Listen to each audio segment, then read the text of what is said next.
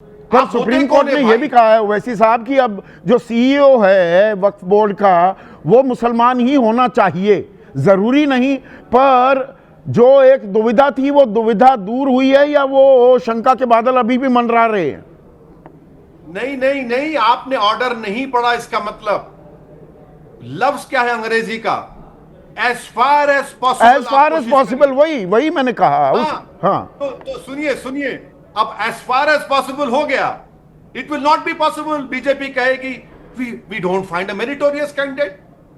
Sir, जिस party में Muslim MP नहीं है, जो पार्टी मुसलमानों को टिकट नहीं देती है, आप एक्सपेक्ट करेंगे कि वो अपने ऑफिसर्स को रखेंगे इन पोस्ट पर सुप्रीम कोर्ट ने जो ये अंतरिम आदेश दिया है, क्या अंतिम आदेश दे देते वो बेहतर होता या अंतिम आदेश को लेकर आप आशान्वित हैं?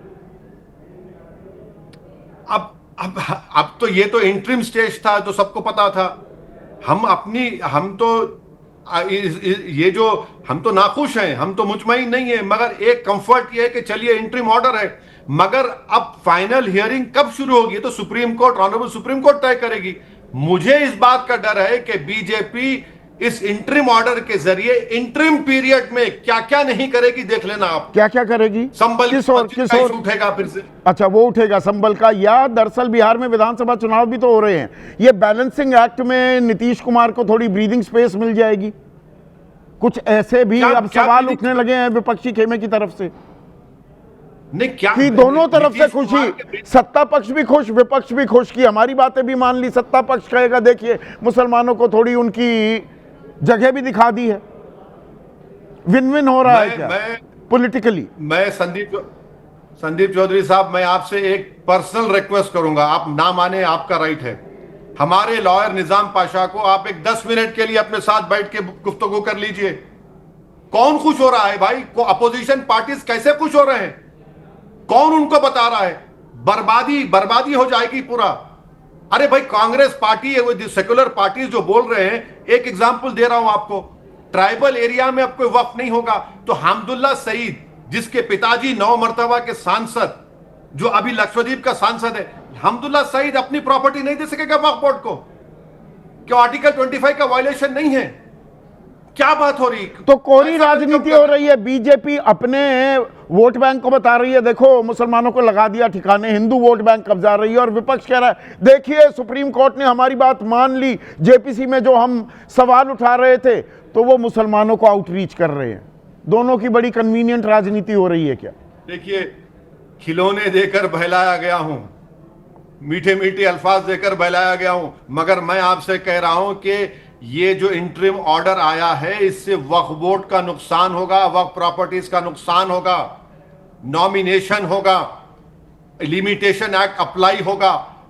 बताइए, अगर सर आपको मालूम सर कि पूरे भारत में जितने प्रदेश हमारे पास हैं, सिर्फ 7 प्रदेशों का सर्वे हुआ है।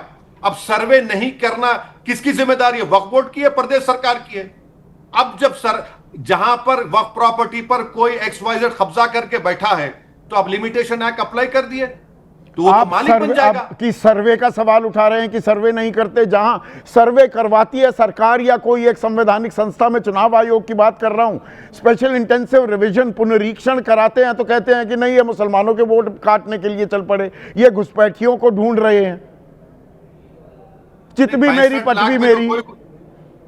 नहीं, ऐसा नहीं है। 65 लाख में कोई घुसपैठी नहीं निकला। 65 लाख में हमने अख्तरुल ईमान साहब की कॉन्स्टिट्यूएंसी में कम से कम कितने हजार या उससे करीब हमने नाम डलवाए जो वहां पर है, क्योंकि टाइम बहुत कम था। इससे मत जोड़िए सर।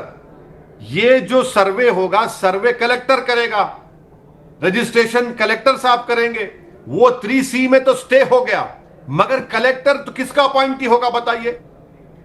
कलेक्टर तो एग्जीक्यूटिव का अपॉइंटी होगा ना। वो जिले इलाही बनकर फैसले करेंगे पूरा, देख लेना आप। और आप तो ये भी कह रहे हैं कि आखिरकार सारे कानून केंद्र ही बनाएगा।